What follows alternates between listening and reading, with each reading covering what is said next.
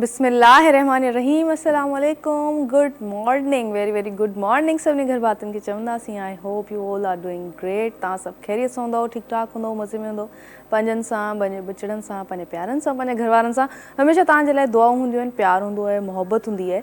ऐं सभिनी घर भातियुनि जे करे, तव्हांजे करे ही सॼा रंग आहिनि, ही सभु रौनकूं आहिनि, ही सभु ख़ुशियूं आहिनि। ऐं तव्हांजे लाइ इन करे बि दुआऊं आहिनि त तव्हां असांजा पंहिंजा आहियो, घर भाती आहियो, फैमिली मेंबर आहियो। ऐं हमेशह प्रोग्राम असां जेके बि कंदा आहियूं उहे तव्हांजे लाइ कंदा आहियूं। त ख़ुशी थींदी आहे जॾहिं तव्हां सां मुलाक़ात थींदी आहे। ही मुलाक़ात अधु मुलाक़ात ई सही पर थींदी आहे। तव्हांजो प्यार वरी असांखे मिलंदो आहे। तव्हां असांजा जेके सोशल मीडिया ते चैनल्स आहिनि उन्हनि खे तव्हां सब्सक्राइब कंदा आहियो, उते तव्हां फीडबैक ॾींदा आहियो, वरी असांखे उन्हनि पेजिस ते मैसेजिस कंदा आहियो। त उहो सभु असांजी टीम जेका आहे मैनेजमेंट आहे उहा जनरली उहे सभु मैसेजिस वग़ैरह ॾिसंदी रहंदी आहे ऐं असां ॾिसंदा आहियूं। त ख़ुशी थींदी आहे जॾहिं तव्हां असांखे फीडबैक ॾींदा आहियो। छो त जॾहिं तव्हांजे लाइ असां प्रोग्राम कंदा आहियूं त माइंड सेट इहो हूंदो आहे त कुझु सुठा प्रोग्राम्स कयूं त जीअं असां कुझु हिकिड़ो त जनरली पढ़ाए सघूं, कुझु सिखी सघूं।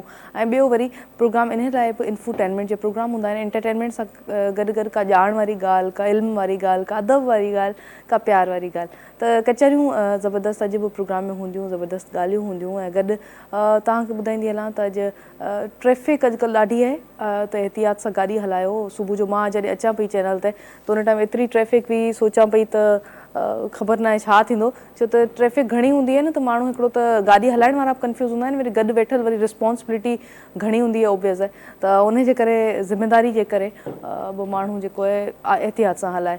छो त हिकिड़ो त उहो माण्हू जेको गाॾी हलाए थो उनजी जान बि क़ीमती आहे। ॿिया वरी उहे माण्हू जेके आसे पासे आहिनि या गाॾी में वेठल पैसेंजर्स आहिनि उन्हनि जी जान बि इलाही क़ीमती आहे।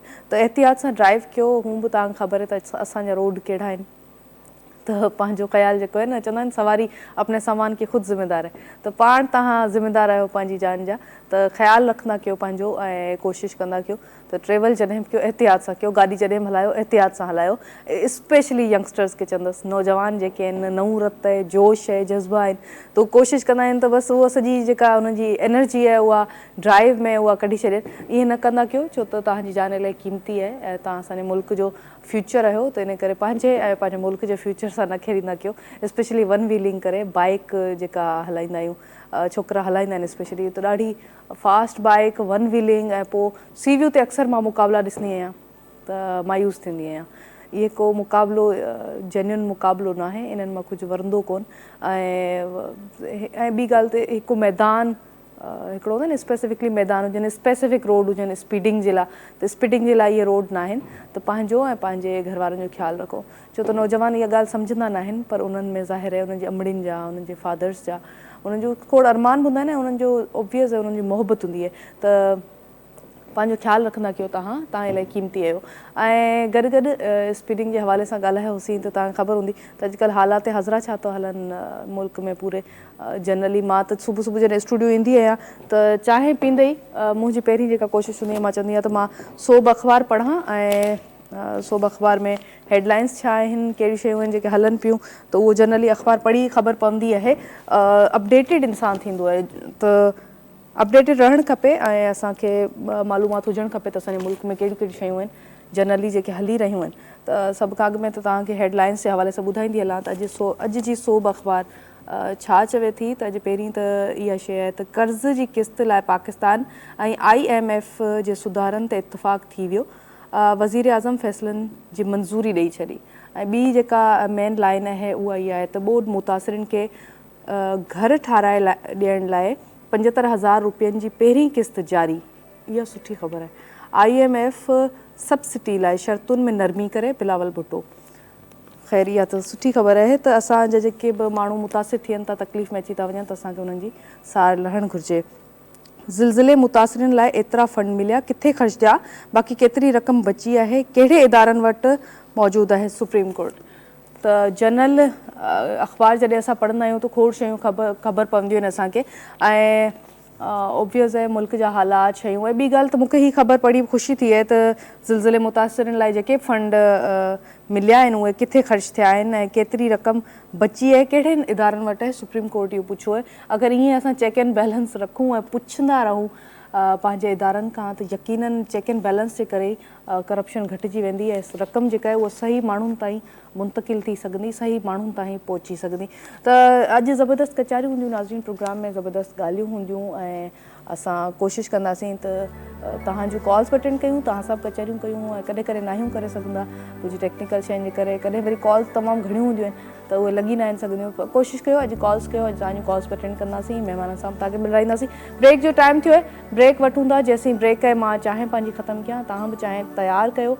असांजो अदड़ियूं जेके असांखे ॾिसनि थियूं ॿारनि खे स्कूल मोकिलण खां पोइ, तव्हां पंहिंजी चांहि तयारु कयो, वापसि मोटी था अचूं। ब्रेक खां पोइ गॾिजी चांहि था पीऊं, तव्हां नाश्तो कयो, चांहि पीओ ऐं प्रोग्राम इंजॉय कयो। असां बि प्रोग्राम इंजॉय कंदासीं पर नंढे ब्रेक खां पोइ। Stay tuned, we'll be right back.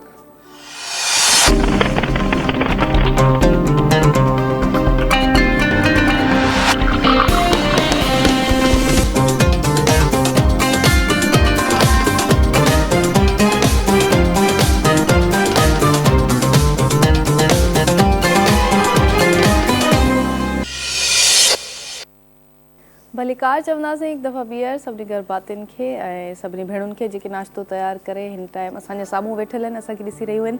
तव्हां सभिनी खे वेलकम चवंदासीं ऐं ज़बरदस्त महिमान, ज़बरदस्त पर्सनैलिटीज़ असांखे हिते जॉइन कयो आहे। नाज़रीन उन्हनि जी तारीफ़ जी तरफ़ हलूं था ऐं मां चाहींदी आहियां त असां वटि जेके महिमान असां घुरायूं उहे बहितरीनु पर्सनैलिटीज़, उहे शख़्सियात जेके असांजे मुल्क जे लाइ, असांजे वतन जे लाइ, असांजी सिंध जे लाइ सुठो कमु करे रहिया आहिनि, उन्हनि खे असां हिते घुराईंदा आहियूं जिन्हनि मां कुझु न कुझु सिखंदा आहियूं। स्पेशली हिकिड़ी त अहिड़ी पर्सनैलिटी, हिकिड़ी अहिड़ी शख़्सियत आहे जिन जे लफ़्ज़नि जे उड़ाव मां असां घणियूं शयूं सिखियूं, मां घणियूं शयूं सिखियूं आहिनि। यकीनन जेके बि माण्हू होस्टिंग कनि था उहे हिक ॿिए मां सिखंदा आहिनि ऐं हीअ तमाशा सां इलाही सीनियर आहिनि, रेडियो हुजे, टीवी हुजे, हिननि ॾाढो ज़बरदस्त कमु कयो आहे।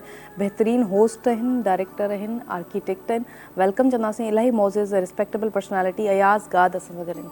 अस्सलाम वालेकुम सर। वालेकुम सलाम। कीअं आहियो? का ग़लती कोताही थी त माफ़ी। न न न न न कीअं आहियो? ठीकु कयो तव्हां? अल्हम्दुलिल्लाह। Sir thank you so much, तव्हां असांखे टाइम ॾिनो, अॼु तव्हां असां सां गॾु मौजूदु आहियो। मां स्पेशली को होस्ट जॾहिं ईंदो आहे न, साम्हूं कंपेयर वेठो हूंदो आहे त मां वरी सोचे सम्झी ॻाल्हाईंदी आहियां।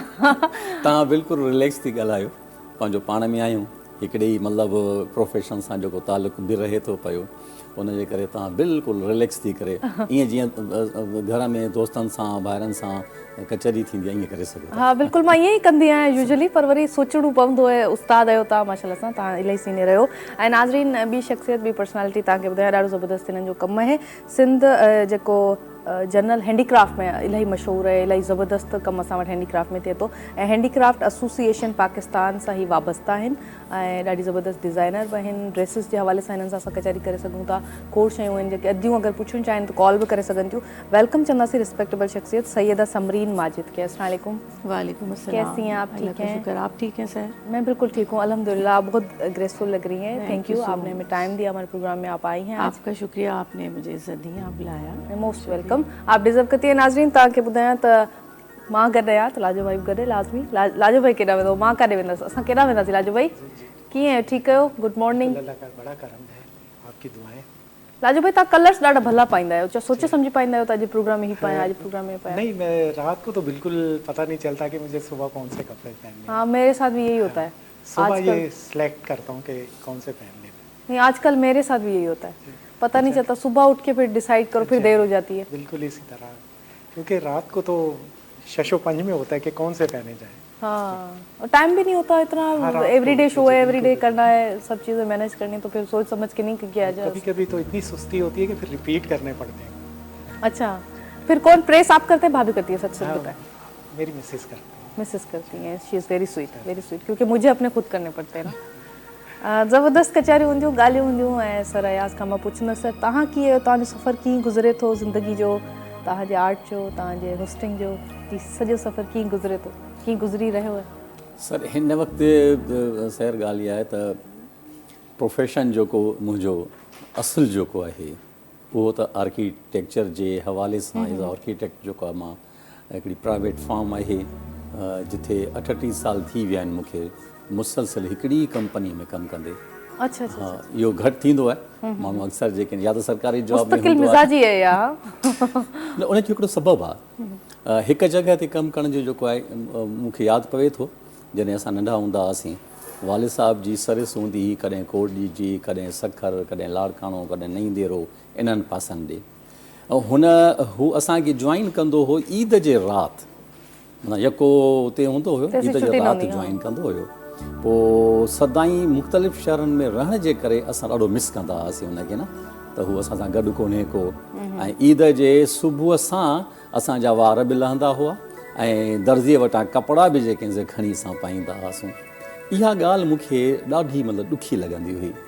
मूं इहो सोचियो त ज़रूरी न आहे त माण्हू किथे बि कमु करे पर घर में टाइम ॾे पंहिंजे ॿारनि सां। ज़रूरी आहे। उन जे करे जेको आहे मूं हिकु जॻह ते हिकिड़ी जॉब खे जेको आहे प्रेफरेंस ॾिनो, ॿ टे दफ़ा छॾे वियुसि, वरी उहा कंपनी मूंखे जेको आहे राज़ी करे ॿीहर जेको आहे जॉइन करण जे लाइ या कंटिन्यू करण जे लाइ हुन चयो त आर्किटेक्चर वारी जेका फील्ड आहे उहा मुंहिंजी हाणे ताईं जेको आहे सो हले पई। उन खां अलावा बाक़ी प्रोग्राम आहिनि, असां टीवी जी जेकॾहिं ॻाल्हि कयो था पिया त लास्ट जेके से 1.5 साल पहिरीं जेको आहे धरती टीवीअ ते बि मुंहिंजा जेके से आबादगार प्रोग्राम हलिया। ऐं इहो सफ़र जेको आहे मुंहिंजो शुरू थियो आहे रेडियो खां न, रेडियो खां शुरू थियो आहे सफ़र। मुंहिंजी एडमिशन थी वई आहे दाऊद इंजीनियरिंग कॉलेज में, हाणे यूनिवर्सिटी थी वई आहे। पोइ एडमिशन वठी मतिलबु दाख़िला वठी ऐं रक्शो करे मां सिधो टीवीअ ते पहुतुसि। ऐं टीवी ते सुञाणप हुई कोन, सलाम दुआ कान हुई, ज़ाहिर आहे उते नओं माहौल, नवां माण्हू सभु जेके ख़्यालु कीअं आयो त मूंखे टीवी ते वञणु घुरिजे? इन खां अॻु में जेको आहे लाड़काणे में असां मूं स्टेज ते कमु कयो आहे। शुरूआति मुंहिंजी हुन स्टेज खां थी आहे। उते जेके लोकल ड्रामा थींदा आहिनि, पोइ उते जेके दोस्त गॾु हूंदा हुआ, मुंहिंजो उस्ताद बि आहे, मुंहिंजो मामो बि आहे अयूब गाद, ऐं मां ऐं प्लस ॿिया जेके आहिनि, इहे टेप रिकॉर्डर ते जेके आहिनि मुख़्तलिफ़ आर्टिस्टनि जी नक़ल जेका आहे, पेरोडी जेके चवंदा अना, उहा असां कंदा हुआसीं। ड्रामा पाण लिखी वरी पाण परफॉर्म कंदा हुआसीं। पोइ उहा एक्सरसाइज़ जेका आहे लाशौर में, मूंखे ख़बर न आहे त इन तरीक़े सां जो शुरूआति थी वई। पोइ टेप ते त पंहिंजा आवाज़ ॿुधणु, पोइ वरी रेडियो खे ॿुधणु, उन्हनि जा ड्रामा ॿुधणु, उनखां पोइ वरी स्टेज ते वञी जेको आहे सो परफॉर्म करणु, स्टेज शो जेके थींदा आहिनि। उनखां पोइ इहो सिलसिलो जेको आहे जॾहिं मां कराची अची वियुसि त उहो शौक़ु मुंहिंजो उन वक़्त खां आहे। जेकॾहिं मां इहा ॻाल्हि कयां त मुंहिंजो घरु जेको आहे उहो लाड़काणे जे इन अहिड़ी घिटीअ में आहे जंहिंजे साम्हूं जेके आहिनि निगार ऐं एम्पायर सिनेमा जी बेक लॻंदी आहे घिटीअ में। पोइ जॾहिं राति थी वेंदी हुई, सॼी सांत थी वेंदी हुई, ख़फ़ा ख़ामोशी थी वेंदी हुई, त फिल्मनि जा डायलॉग ऐं गाना जेके आहिनि से मूंखे ॿुधण में ईंदा हुआ। पोइ असांजी हिकिड़ी साम्हूं हिकिड़ी फैमिली हुई, नंढड़ा ॿार हुआसीं, ईंदा वेंदा हुआसीं। पोइ उन नंढड़ो हिकिड़ो न भित में सुराग करे पोइ स्पीकर मां जेको आवाज़ु ईंदो उहो मां कन सां ॾेई करे उहो ॿुधंदो, छाकाणि त सिनेमा में वञणु एज नंढड़ी हुई ऐं एतिरा पैसा बि न हूंदा त टिकट वठी सिनेमा में हलियो वञे जी। त पोइ उहे जेके डायलॉग हुया, पोइ उन ज़माने में उर्दू फिल्मूं हुयूं, उनखां पोइ पंजाबी फिल्मूं हुयूं, पंजाबी बि मूं तां काफ़ी जेका सिखी। इहो जेको मरहलो हो न लाशौर में, मतिलबु ख़बर न आहे त माण्हू अॻिते वञी छा कंदो। जॾहिं इहे आवाज़ गाना ऐं जेके आहिनि से डायलॉग जेके ॿुधा, पोइ वरी उन ते सिनेमाउनि में वञी जेको आहे सो वञी माण्हू इंजॉय कयो। पोइ इहो जेको मरहलो हुयो स्टार्ट जो, इन खां पोइ जेको आहे सो सॼो सिलसिलो अची ऐं पोइ टेलीविज़न ते जेको आहे सो पहुची वियो।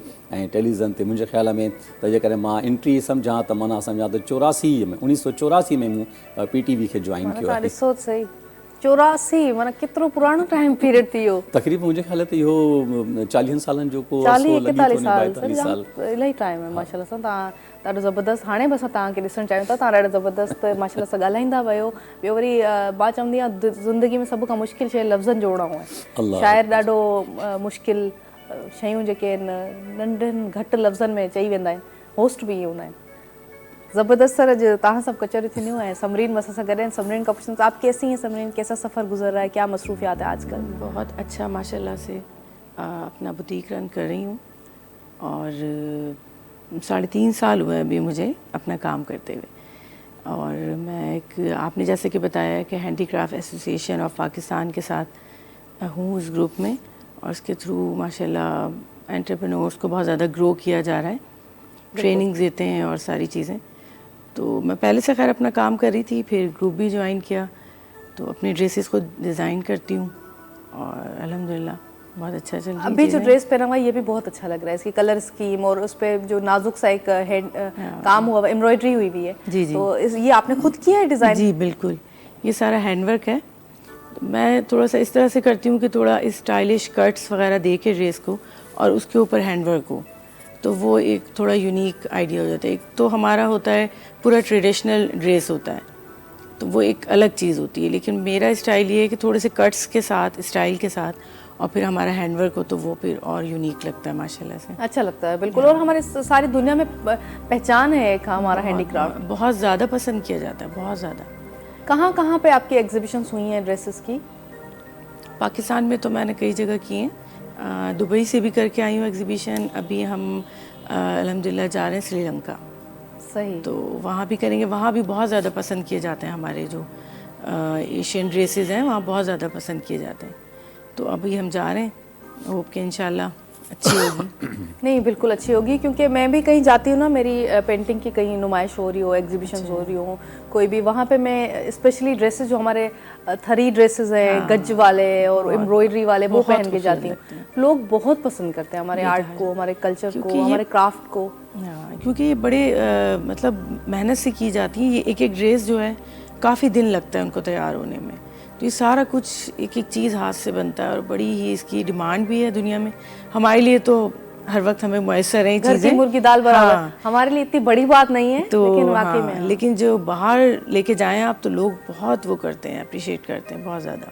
صحیح بات ہے, اور کرنا بھی چاہیے. ظاہر ہے ہم ہمارے عورتیں جو گھروں پہ بیٹھ کے بناتی ہیں, جو اپنا وہ کہتے ہیں نا نور, اپنی انرجی, اپنی لائف جو ہے اس دھاگے, اس سوئی میں ڈال کے وہ پرو رہی ہوتی ہیں, بہت بڑا آرٹ ہے یہ. سر तव्हां खां पुछंदसि त असांजो आर्ट, असांजो कल्चर केतिरो रिच आहे, छा चवंदा, केतिरी इंस्पिरेशन आहे, केतिरो रिश्तो आहे पंहिंजे कल्चर ऐं आर्ट सां तव्हांजो? मां एतिरो अर्ज़ु कयां त आर्ट जेका आहे ऐं कल्चर जेको आहे उहो गॾियल हिकिड़ी शइ आहे. आर्किटेक्चर, आर्ट ऐं जेका कल्चर जे अंदरि जेको आहे असां वटि जेके बुनियादी जेके शयूं अचनि थियूं पियूं, उन में त असांजो ट्रेडिशनली जेको अजरक आहे, ठीकु आहे, अजरक जूं हिन वक़्तु ॾिसो त इहो मुंहं जे दड़े जी जेका निशानी आहे, 7000 साल पुराणे वक़्त खां वठी हिन वक़्त ताईं इहे माण्हू जेके आहिनि कंहिं न कंहिं तरीक़े सां हिन प्रोफेशन सां लॻा अचनि था पिया. इनखे जेका हथी हाणे तमामु घणी कुझु ई सालनि में बाक़ाइदगी थी आहे, उन ते उहे माण्हू कमु कनि था पिया. उन सां गॾु जेको आहे, जेकॾहिं हीअ अधीअ ॻाल्हि कई त जेको आहे सो हैंडीक्राफ्ट्स वारे हवाले सां असांजे ॿारहाड़ियुनि में हाणे बि कुझु इलाइक़ा ऐं कुझु ख़वातीन ऐं जो असांजूं मायूं जेके आहिनि तमामु सुहिणो ऐं सुठो कमु कनि थियूं पियूं.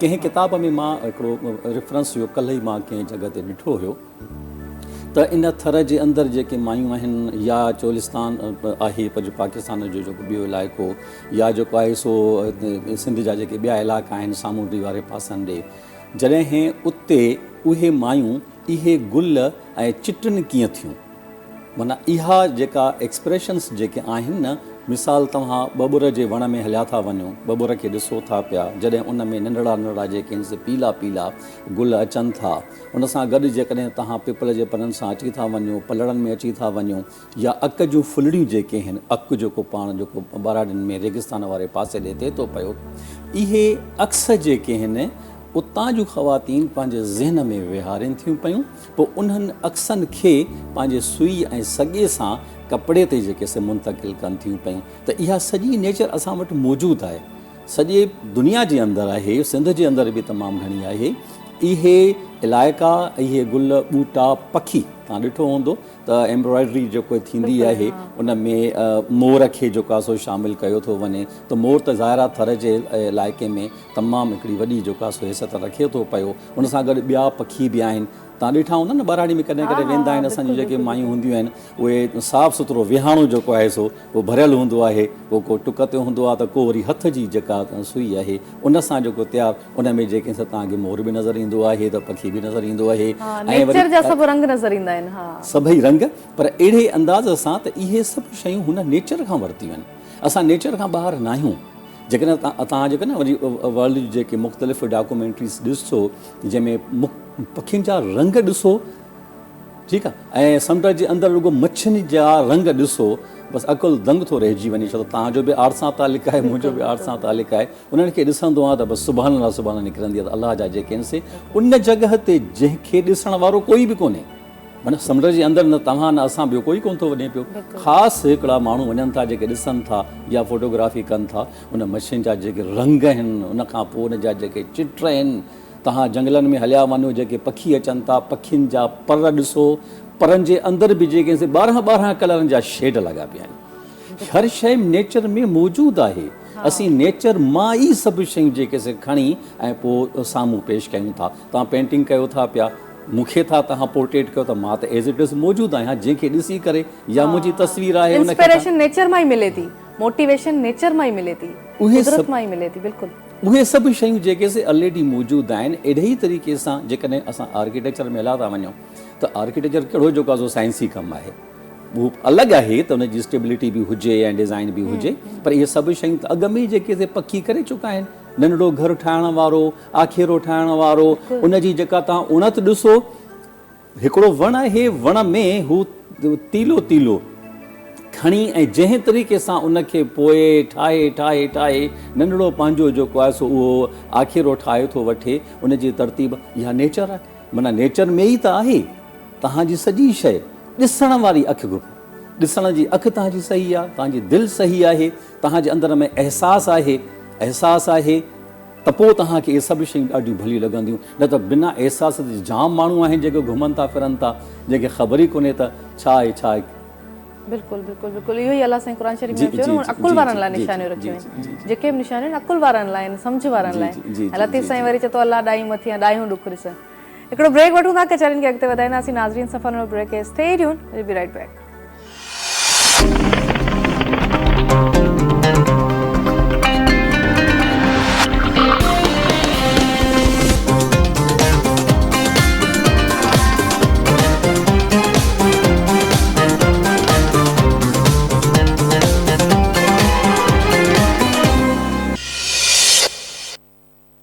Welcome back once again. भलीकार चवंदासीं सभिनी गरबातियुनि खे ऐं सभिनी प्यारनि प्यारनि सुहिणनि माण्हुनि खे, असांजा देशवासी जेके सुबुह सुबुह असांजो प्रोग्राम ॾिसंदा आहिनि ऐं वरी असांखे फीडबैक ॾींदा आहिनि। छो त सभु रंग रौनकूं ख़ुशियूं जेके बि आहिनि सभु तव्हांजे करे आहिनि। तव्हांजी इन्हनि इन उमेदूं, इन्हनि प्यार सां गॾु ई असां हिते मौजूदु आहियूं। ऑब्वियस आहे मूंखे बि इहे ई सेम जेके वाइब्स आहिनि जेके तव्हांखे असांजे लाइ हूंदियूं आहिनि, असांखे बि सेम हूंदियूं आहिनि। त तव्हांखे वेलकम चवंदासीं। वीअर ज़बरदस्त महिमान असां सां गॾु मौजूदु आहिनि, उन सां कचहरी भली रही है। तव्हांखां पुछंदसि समरीन, सिंधी समझ में आती है आपको? थोड़ी बहुत समझ आती है लेकिन बोल नहीं सकती। बस समझ आनी चाहिए ना।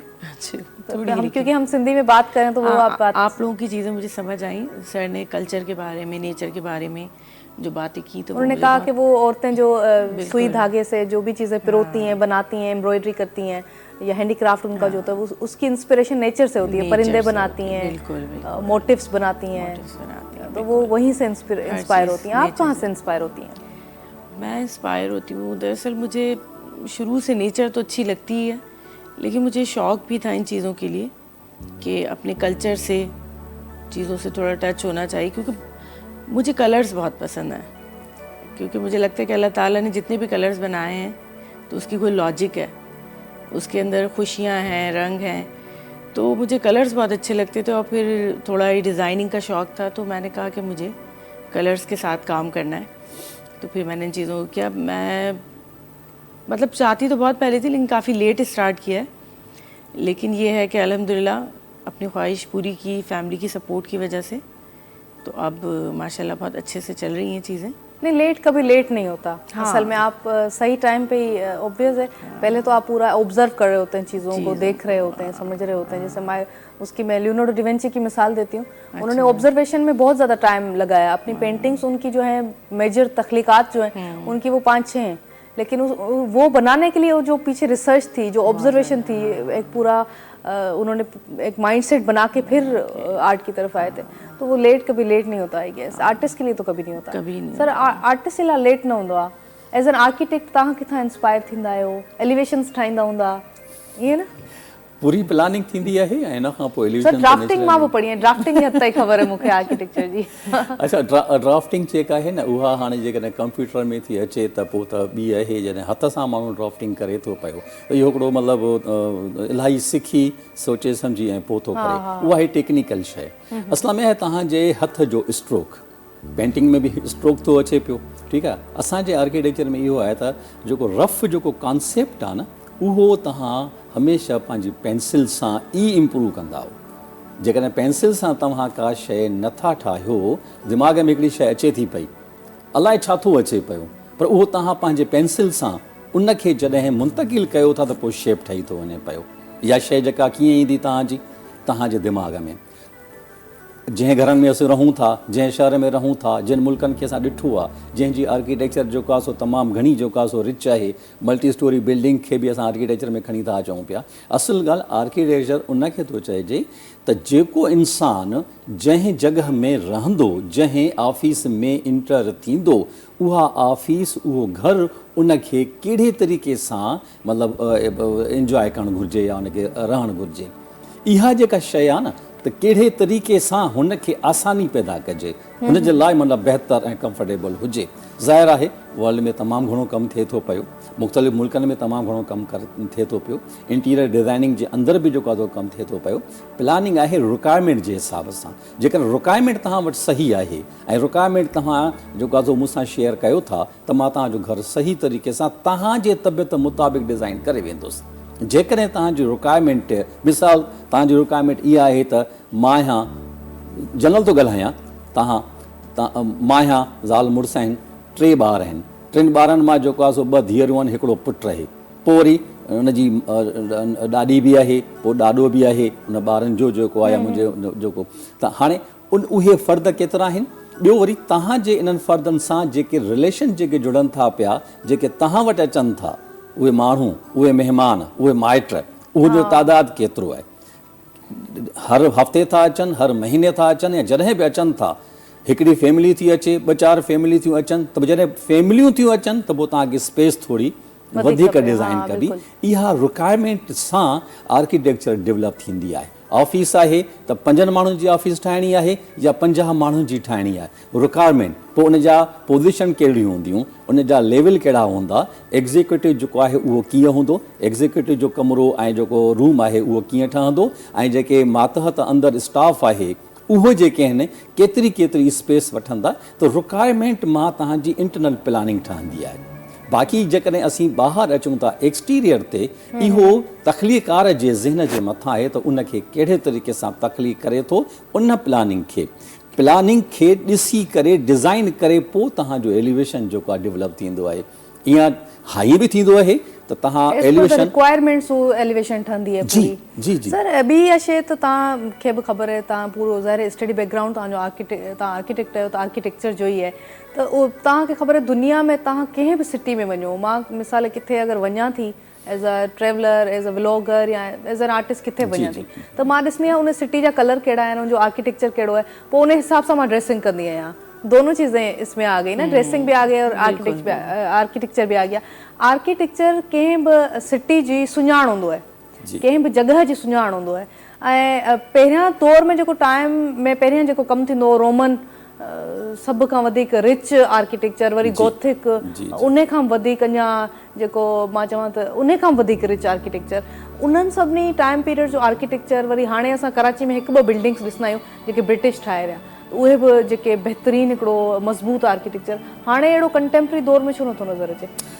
इन जो जवाबु मां तफ़सीलन वठणु चाहींदसि, पर ब्रेक खां पोइ वठंदासीं। नाज़रीन, न्यूज़ ब्रेक आहे, न्यूज़ ॾिसो, वापसि मोटी अचो, वञो केॾांहुं न ॾिसंदा रहिजो द टीवी।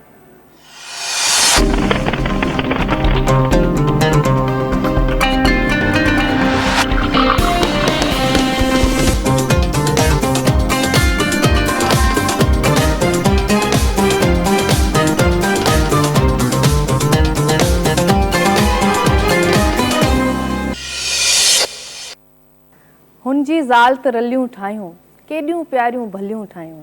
हुनजी ज़ाल त रलियूं ठाहियूं, केॾियूं प्यारियूं भलियूं ठाहियूं। जंहिंमें हुन हुई निंड बि टांकी, पंहिंजो सारो नूर बि टोपियो। जंहिंमें हुन हुई निंड बि टांकी, पंहिंजो सारो नूर बि टोपियो। उॾड़िल हर हिकु सूर बि टोपियो, ॼण हुन सारो देस सिबियो हो, पंहिंजो हर आसेस सिबियो हो, ॼण हुन सारो देस सिबियो हो, पंहिंजो हर आसेस सिबियो हो। से बि वॾेरनि खे त वणी वियूं, जेके आख़िर मुफ़्त खणी वियूं। वेलकम बैक वंस अगेन सभिनी घर भातियुनि खे चवंदासीं। ऐं असां हैंडीक्राफ्ट ते ॻाल्हाए रहिया हुआसीं त हसन दर्स जी इहा शाइरी मूंखे यादि अची वई। हसन दर्स ॾाढे सुहिणे नमूने डिपिक्ट कयो हिकिड़ो त उहो कल्चर जेको असां वटि हले थो, असांजो जेके औरत जेका महिनत करे थी पंहिंजे क्राफ्ट ते, पंहिंजे कम ते, गज ठाहे थी त केॾी सचाई सां ठाहे थी, पंहिंजी नूर, पंहिंजो सूर, पंहिंजो जेके बि ख़ुशियूं ॾुख आहिनि उहे उन में टांके थी, उहे कचहरी थी करे पंहिंजे आर्ट सां, उन सां ॻाल्हाए थी, त कहिड़ो सुहिणे नमूने। ॿी वरी हिकिड़ो कल्चर इहो आहे त जेका वॾेरो हूंदो आहे उन जो हिकिड़ो वॾेर को माइंड सेट हूंदो आहे, उहो वरी खणी वेंदो आहे जेका शइ वणंदी आहे। त मां हिकिड़ो आर्टिस्ट आहियां सर, मां तव्हां खां बि इहो सुवालु कंदसि, तव्हां सम्झी विया। मां पुछणु चाहियां पई त हिकिड़ो आर्टिस्ट आहियां, मां पेंटिंग्स ठाहींदी आहियां, जी जी, मूंखां अक्सर इहे फरमाइशूं ईंदियूं आहिनि त फ्री पोर्ट्रेट खपे। तव्हांखे केरु चवंदो आहे त फ्री घर ठाहे ॾियो या नक्शो फ्री घर जो ठाहे ॾियो? तमामु सुहिणी ॻाल्हि तव्हां मूंखां पुछी। शुरू में जॾहिं PTV ते वञणु थींदो हुयो, पोइ उते विज़िटिंग कार्ड त हिकिड़ो हूंदो आहे न, नंबर त पंहिंजो ॾिजां, मां विज़िटिंग कार्ड हुनखे ॾेई छॾियो, हुन में लिखियलु आहे त हिन कंपनीअ में आर्किटेक्ट अयाज़ गाद आहे। अच्छा, ऐं आर्किटेक्ट आहियो? हा सर मोबाइल यार, मुंहिंजो घरु आहे उहो। इहो सिलसिलो उते एतिरो रहियो, जंहिंखे बि इहा ख़बर पवंदी न त हे आर्किटेक्ट आहे त पोइ 80 गज़, 120 गज़, 400 गज़, 500 गज़, पोइ उन जो नक्शो जेको आहे मूंखां उहो ठाराईंदा हुआ ऐं हिकिड़ो रुपयो बि न ॾींदा हुआ। इहो सिलसिलो मतिलबु नुक़सान थी वियो, ॿुधाइण जो नुक़सान थी वियो। इहो सिलसिलो मतिलबु काफ़ी अरसे ताईं ईअं रहियो। पोइ मां हिकिड़ी ॻाल्हि ज़हन में रखी, मूं हाणे हीअं थो कयां पियो त अदीब, शाइर, सहाफ़ी, ॻाइणो ऐं इन आर्ट सां जेको बि लाॻियापियल माण्हू आहे उन जो नक्शो जेको आहे फी सबीला ठाहींदुसि। तव्हां ख़बर मिलणो कुझु न आहे, ईअं ई आहे न। समरीन खां मां पुछणु चाहियां पई, सर हैंडीक्राफ्ट ठाहे थी, समरीन आप हैंडीक्राफ्ट बनाती हैं तो अक्सर फ्री फरमाइशें बहुत आती होंगी दोस्तों की, बिल्कुल, मुझे ये दे दो, ये दे दो, ये दे दो, आती ऐसा होता है। हाँ होता है, फिर आप देती हैं? चाह रहे होते हैं, कभी होता है, समटाइम देते भी हैं, कभी नहीं भी पॉसिबल हो पाते ये चीज़ें। जैसे अब ये सारे ड्रेसेस बड़ा टाइम टेकिंग काम होता है, ये हाथ से जो चीज़ होती है, मशीन से तो चीज़ें फ़ौरन तैयार हो जाती हैं दिनों में, लेकिन ये एक एक पीस बड़ा टाइम लगता है इनको तैयार होने में, तो वो एकदम से इस तरह से नहीं दिया जा सकता, लेकिन सम टाइम देते हैं। जब चीज़ें हमारे पास रेडी होती है तो एज अ गिफ्ट भी देते हैं। अच्छा, मैं कभी नहीं देती सर, मां करे न मां इहो सौदो न आहे। दिल जी सखावत आहे न, उहा त हुजणु घुरिजे न। जीअं जेतिरो ॾींदो ओतिरो जेको तव्हांजो भलो थींदो, उन सेंस में। पर जेकॾहिं ख़र्चु लॻे थो, हाणे नंढिड़ो अर्ज़ु कयां, हिकिड़ो माण्हू आयो जंहिं चयो त मूंखे नक्शो ठाहे ॾियो तव्हां, मां ठाहे थो ॾियां पियो। 2-3 कलाकनि जे अंदरि हिकिड़ो स्केच मूं हुनखे प्लानिंग जो करे ॾेई छॾियो त चई साईं हिन जा केतिरा थींदा? हिन जा 40,000 रुपया थींदा। जो साईं हिकिड़ी पेंसिल सां तव्हां हे रुगो 2-3 लीका पाता, इन जा 40,000 रुपया? मां साईं इहे 40,000 रुपया इन हिकिड़े पने जी ऐं इन पेंसिल जी क़ीमत न आहे। जॾहिं खां मां पैदा थियो आहियां, 5 दर्जो पास कयो, पोइ इंटर पास कई, पोइ उनखां बाद में सॼी डिग्री वरिती, उनखां पोइ हेॾो अरसो मां कढी आयो आहियां, उन जी क़ीमत पियो वठां। पनो त जेको आहे तव्हांजो सची ॻाल्हि आहे। अच्छा, तव्हां आर्किटेक्ट आहियो, डिज़ाइनर आहिनि, मां आर्टिस्ट आहियां, असां सां इहा ॼाण ॿियनि माण्हुनि सां कंहिंसां बि न आहे। स्किल्स तव्हांजा जेके आहिनि, तव्हां फ्री में माण्हू खे खपनि। मां थो चवां त बिल्डिंग जेका तव्हां ठाहियो था न, नंढिड़ो घरु वठूं। असांजे जेके बराड़ीअ में संगत साहिब जेके शहर में रहे थी पई, त हिकिड़ो प्लाट हू कंहिं सुठी सोसाइटी में वठनि था, उन हिकिड़े प्लाट जी क़ीमत 120 गज़ मिसाल था वठो, नंढे नंढो, त माना 40 लख खां वठी 1.5 करोड़ ताईं उहो हिकिड़ो प्लाट आहे। सही आहे। कंस्ट्रक्शन जेको आहे 120 गज़ ते तक़रीबन 27 खां 28 लख लॻे थी पई।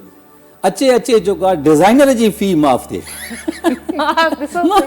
बाबा मटीरियल तव्हां पैसनि सां वठो पिया, हर शइ ऊचे में ऊची लॻाइणु चाहियो था पिया, ऊचे खां ऊची डिज़ाइन तव्हांखे फ्री में खपे, त तव्हां उहा डिज़ाइन बि डिज़ाइनर खे जेकॾहिं पैसा ॾींदा, मां चवंदो आहियां रिआयत आउं ज़रूरु कंदुसि, पर सुठे में सुठी शइ तव्हांखे तख़लीक़ करे ॾींदुसि, सुहिणी ठाहे ॾींदुसि त जंहिंमें तव्हांजी लाइट हवा जो गुज़र जेको आहे न, हाणे तव्हां अक्सर ॾिठो हूंदो अहिड़नि जॻहनि ते तव्हां वेंदा त तव्हांजे कमरे में न लाइट थी अचे न हवा थी अचे पई। उहो सबबु सिर्फ़ु छा आहे त इहे जेके ठेकेदारनि सां मिली करे जेके तव्हां प्लानिंग करायो था न, उन में नुक़सानु इहो ई आहे। ॿियो, कंहिं डिज़ाइनर वटि तव्हां हलिया वेंदा, कंहिं ॾाहे वटि तव्हां हलिया वेंदा न, उहो तव्हांजी बचति जेको आहे एरिया सां कंदो। तव्हांजो 1.5 करोड़ जो प्लाट आहे ख़ाली मुख़्तलिफ़ इलाइक़नि में, हाणे 1.5 करोड़ त आम थी वियो आहे, 1.5-2 करोड़ जो तव्हांजो प्लाट आहे, 120 गज़ जो आहे, इन खे तव्हां डिवाइड कयो त तव्हांजी स्क्वायर जेको ज़मीन जी जेका क़ीमत आहे उहा बि तव्हांजी लख में थी पए वञे, 2 लखनि में थी पए वञे। हाणे जेकॾहिं कंस्ट्रक्शन थी ठहे 27 लख 28 लख जेके लॻनि था पिया, उनखे तव्हां कयो त हिकिड़ो स्क्वायर फिट जेको आहे उहो तव्हांजो घटि में घटि बि 30 खां 35-40 हज़ार ताईं थो ठहे। हाणे जेकॾहिं डिज़ाइनर सही आहे त तव्हांजी स्पेस फालतू डिज़ाइन न कंदो, तव्हांजी उहा जेका तव्हांजे कम में न अचे, यूटिलाइज़ कंदो सभिनि शयुनि खे। प्लानिंग डिज़ाइनर ईअं हूंदा आहिनि न, यूटिलाइज़ कंदा आहिनि जनरली स्पेस जेका तव्हांजी आहे उहा। हाणे त अॼुकल्ह त अहिड़ो दौर पियो हले त असां वटि तव्हां ॾिसो सिटीज़ में रुॻो बिल्डिंग्स ठहियल आहिनि, पर उन बिल्डिंग में अगरि 100 फ्लैट आहिनि त उन्हनि 100 फ्लैट वारे जेके फैमिलीज़ आहिनि, 100 फैमिलीज़, उन्हनि वटि हिकिड़ो पार्क बनाए, मतलब वण बि कटियूं था, वॾियूं वॾियूं बिल्डिंग्स बि ठाहियूं था, वञणो असांखे ख़बर न आहे केॾा आहे। आपसे पूछूंगी कितना हम मुश्किल सिटी वाले लोग जो सिटी में रहते हैं, कितनी मुश्किल लाइफ हो गई है अब? बहुत ज़्यादा। आपका क्या ख्याल है आर्किटेक्ट के हवाले से, आर्किटेक्चर के हवाले से? जैसे अभी सर ने बात की तो बहुत वजह बात की इन्होंने कि जैसे हम सारी ज़िंदगी की अपनी मेहनत जमा करके एक घर बनाते हैं, ठीक है, और उसके लिए इन्होंने बिल्कुल सही कहा कि अगर उसका नक्शा जो है वो प्रॉपर नहीं होगा, पूरी ज़िंदगी की आपकी कमाई, आपका पैसा सब ज़ाया हो जाएगा, क्योंकि वो घर एक दफ़ा बनता है, ठीक है, फिर उसमें नस्लें रहती हैं हमारी। तो अगर हम थोड़ा सा प्रॉपर काम कर लें और उसको प्रॉपर डिज़ाइन करवा लें तो वो फिर हमारे लिए कितना बेस्ट हो जाएगा। तो इन्होंने बिल्कुल सही कहा, हम प्लॉट बहुत महंगा ले सकते हैं, हम कंस्ट्रक्शन करा लेते हैं, लेकिन हम डिज़ाइनिंग नहीं कराते। डिज़ाइन भी महंगी करवानी चाहिए, वाकई में, क्योंकि लाइफ टाइम है, तो हमारी नस्लों ने उसको यूज़ करना है, ठीक है। कपड़े तो फिर भी हम एक वक्त 1-2 साल पहन के उसको वो कर देते हैं, लेकिन घर तो हमारी नस्लें उसको यूज़ करती हैं, तो उसके लिए पूरी एक प्रॉपर अच्छी तैयारी होनी चाहिए वाकई में, होनी चाहिए। ये तो उन्होंने बिल्कुल सही कहा है। सर बिल्कुल सही कहा है। अच्छा, मेरे माइंड में भी आ रहा है, आपकी एग्जीबिशन अब होने जा रही है, उसके हवाले से पूछूंगी क्या तैयारियां हैं, कितने लोग इसमें जा रहे हैं आपके साथ श्रीलंका, कितने लोगों का काम वहाँ पे डिस्प्ले होगा? वैसे तो पूरे पाकिस्तान से ही लोग जा रहे हैं, लेकिन जैसे कि हमारी एसोसिएशन है हैंडीक्राफ्ट ऑफ पाकिस्तान, तो उसके रिलेट हम काफ़ी सारी ख़वातीन जा रहे हैं और काफ़ी पहले से लोग तैयारियां कर रहे हैं। अच्छा, हमारा मकसद यही है कि हम पाकिस्तान के कल्चर को प्रमोट करें, जो यहाँ के हैंडीक्राफ्ट है, तो उसी को, तो हमारे चारों सूबों की जो हैंडीक्राफ्ट है वो माशाल्लाह बहुत ज़्यादा पसंद किए जा रहे हैं, दुनिया में किए जाते हैं, हमेशा से किए जा रहे हैं और आज भी किए जाते हैं, उतनी फेमस है। खूबसूरती यही है पाकिस्तान की कि मल्टी कल्चरल ये कंट्री है, हर कल्चर इसमें, जैसे यहाँ सारे मौसम है, हर कंट्री में मौसम नहीं है सारे, इसी तरह यहाँ का कल्चर भी बहुत रिच है, तो वो सब हम यही कोशिश कर रहे हैं कि पाकिस्तान के कल्चर को, यहाँ के हैंडीक्राफ्ट को बहुत अच्छी तरह से प्रमोट करें।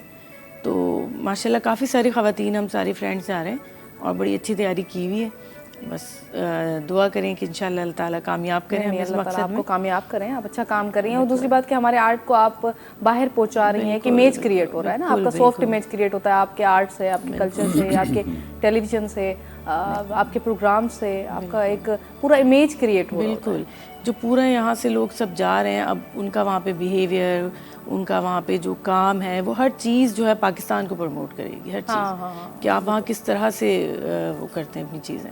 हाँ, ये चीज़ बिल्कुल, और अच्छा इमेज क्रिएट होगा इंशाल्लाह, आपको अल्लाह ताला उसमें कामयाबी देगा। सर तव्हां खां पुछंदसि, तव्हां टीवी जे हवाले सां, असांजो टीवी, असांजा प्रोग्राम्स, असांजो कल्चर डिपिक्ट कनि था, छा चवंदा इन हवाले सां, टीवी जो सफ़र कीअं रहियो आहे, ऐं टीवी ऐं रेडियो इलाही डिफरेंट मीडियम्स आहिनि ॿई। रेडियो शायदि मूं जहिड़ो माण्हू जंहिंमें सब्र न आहे, एनर्जी तमामु घणी आहे, और रेडियो करणु उन लाइ टफ हूंदो, पर तव्हांजे लाइ ऑब्वियसली तव्हांजो तजुर्बो आहे, ॿई अलॻि अलॻि शयूं आहिनि। मतिलबु 3 अलॻि शयूं आहिनि, माना रेडियो अलॻि आहे, टीवी अलॻि आहे, ऐं पोइ आर्किटेक्चर अलॻि आहे, 3 शयूं अलॻि आहिनि पंहिंजी जॻह ते। वरी फोटोग्राफी उहा चौथी, उहा अलॻि आहे, उनखां पोइ वरी लिखण पढ़ण जो कमु आहे पंहिंजो, उहो अलॻि आहे, इहे सभु शयूं। ॻाल्हि इहा आहे त रेडियो बुनियादु हुयो आहे माण्हूअ खे सही तरीक़े सां पाज़ माना जेको वक़फ़ो आहे ॻाल्हाइण जो, मिसाल मां तव्हां सां ॻाल्हायां थो पियो, तव्हां तमामु सुठी जेका उहा कंपेयरिंग कयो पिया, ठीकु आहे न, किथे किथे तव्हांजी रवानी जेका आहे न, हाणे जेको मां जेको ॻाल्हायो मां, इन में कहिड़े लफ़्ज़ खे स्ट्रेस ॾियणो आहे, छिकणो आहे, कहिड़े लफ़्ज़ खे जेको आहे कहिड़े लफ़्ज़ खे खणणो आहे, ऐं कहिड़े लफ़्ज़ खे आराम सां जेको आहे बयानु करिणो आहे। ऐं तव्हां इन सॼे जुमिले में जहिड़ो बि जुमिलो तव्हां चओ, उहो जुमिलो जेसि ताईं आउं कन्वे नथो कयां, अॻिले माण्हू जे कननि ते इहा ॻाल्हि मुंहिंजी नथी पहुचे, त हू मूं मां जेको आहे सो मुंहिंजी ॻाल्हि सम्झी न सघंदो। रेडियो बुनियादी तरीक़े सां तरबियत आहे तमामु पहिरीं। ऐं मूंखे यादि पवे थो, माना जीअं जेका एडमिशन थी मुंहिंजी हिते रेडियो पाकिस्तान जेको आहे सो हिते कराची जेको आहे सो मौजूदु हुयो, त उते वञण खां पोइ उते उन दौर जा जेके बि प्रोड्यूसर्स हुया, सभ खां पहिरियों मुंहिंजे लफ़्ज़नि ते उन गौर कयो त तव्हां लाड़काणे जा आहियो, हा न, दादू इन साइड जा आहियो, पंहिंजो जेको हा इन साइड जा आहियो। मां चयूं हा साईं। चई त तव्हां जेको हीउ चओ था असां सां ॻाल्हायो था जेको, उन में तव्हांजो छे ऐं शे इन खे तव्हां सही नथा जेको आहे सो तव्हां अदा कयो। मूंखे दिलि मां त ज़हन मां त ॻाल्हि ई हली वई त यार हीउ लफ़्ज़ कीअं था, असांखे कंहिं ॿुधायो कोन्हे। त इहे जेके लफ़्ज़नि जी जेका अदायगी ऐं लफ़्ज़ जो सही जेको आहे उन जो साउंड कीअं निकिरंदो आहे, गाफ़ आहे, गाफ़ आहे, गैन आहे, गाफ़ आहे या गैन आहे, इहे असांजा बुनियादी जेके आहिनि न अखर लफ़्ज़नि सां गॾु मिलनि था पिया। त इहा जेका तरबियत शुरूअ में असांखे जेका उस्तादनि उन वक़्त जा जेके प्रोड्यूसर हुया सम्झाई, तंहिंखां पोइ ई वञी करे मां किथे बि वेहंदो आहियां, को महसूसु न करे सघंदो आहियां त आउं कहिड़े इलाइक़े जो आहियां, माना मां उन इलाइक़े जो आहियां जेको सही तलफ़ुज़ अदा करे थो पियो, सही जुमिलनि जो जेको आहे अदायगी करे थो पियो। त इहा तरबियत थी उतां। अच्छा, जॾहिं हाणे रेडियो खे ऐं टीवी खे तव्हां वठंदा, त रेडियो मां जॾहिं तव्हां टीवी ते तव्हां वञो पिया, तव्हां शो कंदा, असां उन ज़माने जी ॻाल्हि थो कयां, त ॼणा रेडियो जो ज़िक्र मूंखे कंहिं उते जो दोस्त हुयो, चई तूं टीवीअ ते अचे त अथो, पर उन्हनि खे न ॿुधाइजांइ त तूं रेडियो में कमु करे आयो आहीं। असीं छो न ॿुधायां? चई रेडियो ते जॾहिं ॻाल्हि कंदे त तोखे स्क्रीन मतिलबु स्टेशन खां ई ॿाहिरि कढी छॾींदा। उहो चवंदा बाबा रेडियो अलॻि शइ आहे, हे त बाबा टीवी आहे, उनजे करे त तूं इहो कॾहिं शो न कजांइ। ऐं मूं सची ॻाल्हि थो ॿुधायां, मूं उन्हनि खे ॿुधायो कोन त मां रेडियो ते कमु करे आयो आहियां। इन जे करे त मूंखे जेको चांस न मिले हा।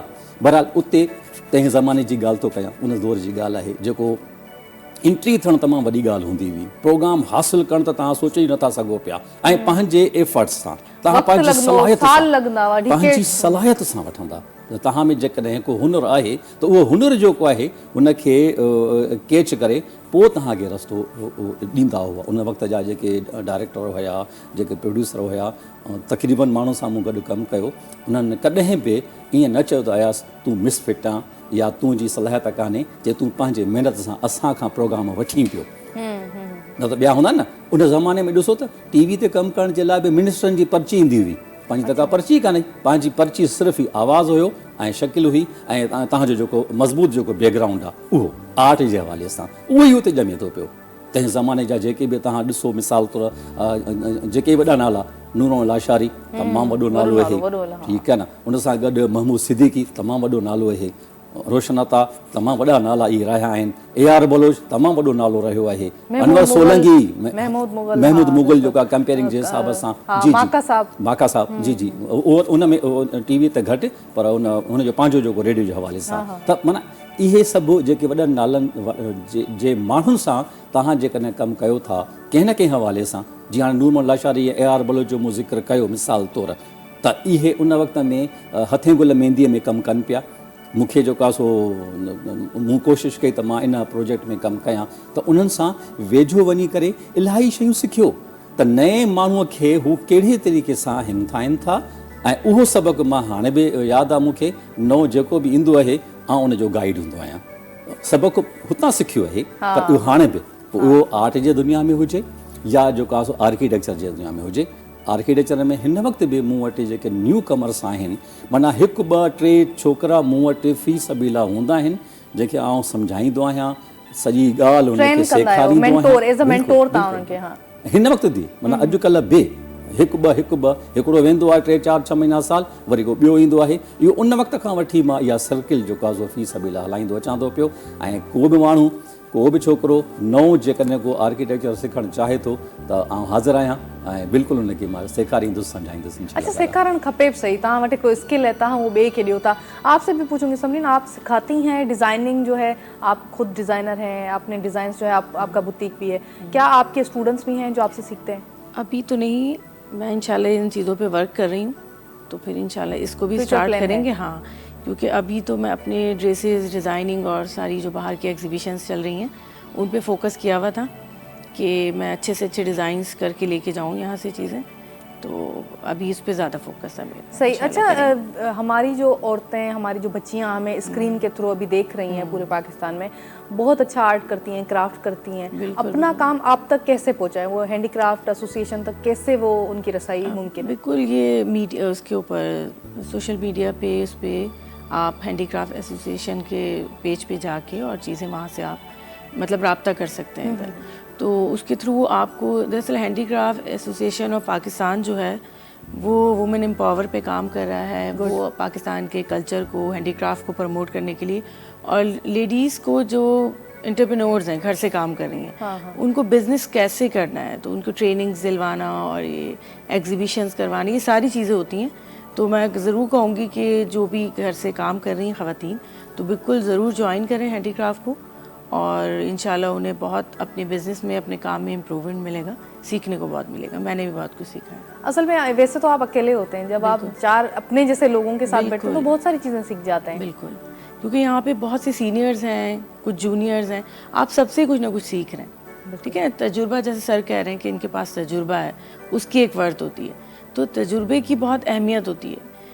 जो ये बातें कर रहे हैं, इनकी एक एक बात में से जो है ना वो सीखने को मिलेगा, जो भी इस शोबे से रिलेट है। तो इसी तरह हमारी एसोसिएशन में भी जितने लोग हैं जो काफ़ी पहले से काम कर रहे हैं, तो हम उनकी बातों से भी सीख रहे होते हैं कि उन्होंने क्या क्या किया और क्या क्या उनके साथ तजुर्बे हुए हैं, और वो माशाल्लाह बहुत कोऑपरेटिव हैं, बहुत कुछ हमें सिखाते भी हैं, बताते भी हैं। तो माशाल्लाह से जो भी ज्वाइन करना चाहे बिल्कुल ज्वाइन करें, मोस्ट वेलकम। हाँ, सर्किल तांजो पूरा नेटवर्किंग है, ये पूरा ये पूरे पाकिस्तान में नेटवर्किंग वीक चल रहा है ना, इसमें हम नेटवर्क बनाएं। बिल्कुल, ये सिर्फ कराची में नहीं, पूरे पाकिस्तान में वर्क कर रहा है। हाँ, तो इसलिए that is very good, very good. असांखे जेके बि छोकिरियूं भेणूं असांजे ॾिसी सघनि थियूं, त तव्हां बि पंहिंजो अगरि क्राफ्ट कयो था त तव्हां हिननि खे कॉन्टेक्ट करे सघो था। उन्हनि ॿुधायो फेसबुक जे पेज जे थ्रू, या जेके आर्किटेक्ट आहिनि, जेके सिखणु चाहिनि था, या जेके नवां होस्ट आहिनि, उहे सर खां सिखी सघनि था। तव्हांखे कॉन्टेक्ट कीअं कजे? फेसबुक जे थ्रू? मुंहिंजो फेसबुक ते सिर्फ़ु अयाज़ गाद लिखंदा त फेसबुक बि खुली वेंदो, हुन में सभु शयूं जेके अची वेंदियूं। सही है, तव्हांखे मैसेज कनि त रिप्लाई कंदा आहियो? मां त हर नंबर अटेंड कंदो आहियां। इहो माण्हू जी न ज़हन में हूंदी आहे, यार फ़ोन कंदासीं, खणंदो अला न खणंदो, हर नओं नंबर जेको आहे अटेंड कंदो आहियां, कंहिंजो बि। छो त मूंखे, मां कंहिंजो करदी आहियां कोन, जो कर्ज़ वारो फ़ोन करे फ़ोन न करणा, इहो मसलो हिकिड़ो। सो मां त हर कंहिंजो फ़ोन खणंदो आहियां। ऐं तव्हां फेसबुक ते वेंदा त नंबर तव्हांखे मिली वेंदो, मीडिया ते वेंदा तव्हांखे नंबर मिली वेंदो, ऐं पंहिंजो जेको व्हाट्सअप ते आहे तव्हां उते वेंदा तव्हांखे मुंहिंजो नंबर मिली वेंदो। ऐं नंबर ॾाढो सवलो आहे, सिंपल आहे को बि। ऐं ॿियो जेको आहे कंहिं बि इदारे जे कंहिं न कंहिं रेफरेंस सां तव्हांखे जेको आहे ज़ाहिर आहे, हाणे तव्हांजो नंबर हासिलु करणु मुंहिंजे लाइ ॾुखियो कमु कोन्हे। सर, ना मुंहिंजे रेफरेंस सां अगरि केरु मुंहिंजे प्रोग्राम जे रेफरेंस सां अचे त उन खे तव्हां छपर चांव थी चओ। न न, बिल्कुलु बिल्कुलु। ॿी ॻाल्हि त असां हिते सभु आर्टिस्ट वेठल आहियूं, डिज़ाइनर आहिनि, तव्हां आर्किटेक्ट आहियो, मां विजुअल आर्टिस्ट आहियां, लाजो भाई सिंगर आहिनि, परफॉर्मिंग जे पासे हिन जो कमु आहे। चाहींदसि त लाजो भाई खां कुझु ज़बरदस्त ॿुधूं ऐं असां सभु ऐं व्यूवर्स असांजा जेके आहिनि उन्हनि खे डेडिकेट कयूं। लाजो भाई, अॼु छा ॿुधाईंदा? राहत फ़तेह अली का एक खूबसूरत पंजाबी गीत है, और हमारे यहाँ अच्छी बात ये है कि कोई लैंग्वेज नहीं, नहीं नहीं, हम सारी लैंग्वेज हमारी बहुत प्यारी हैं। गा सकते हैं, स्पेनिश में गा सकते हैं, बंगाली में गा सकते हैं। तेरे बाजों के राजी। वाह वाह वाह वाह, माशाल्लाह लाजो भाई, मज़ो अची वियो भाउ, मज़ो अची वियो, माशाल्लाह माशाल्लाह। ज़बरदस्त लाजो भाई। लाजो भाई, मूंखे बि सेखारियो थोरो, मूंखे शौक़ु ॾाढो, कॉन्फिडेंट न आहियां ॻाइण में। कल से आपने गाना शुरू करना। शो के बाद एक गाना कर। ताकि को ॿुधे न। हाँ, ताकि केरु ॿुधे न, पहिरीं सिखूं पोइ ॻायूं। ब्रेक वठूं था हिकिड़ो, कचारियुनि खे ईअं ई मचाईंदासीं, जारी सारी रहंदियूं। वञो केॾा न ॾिसंदा रहिजो धरती टीवी।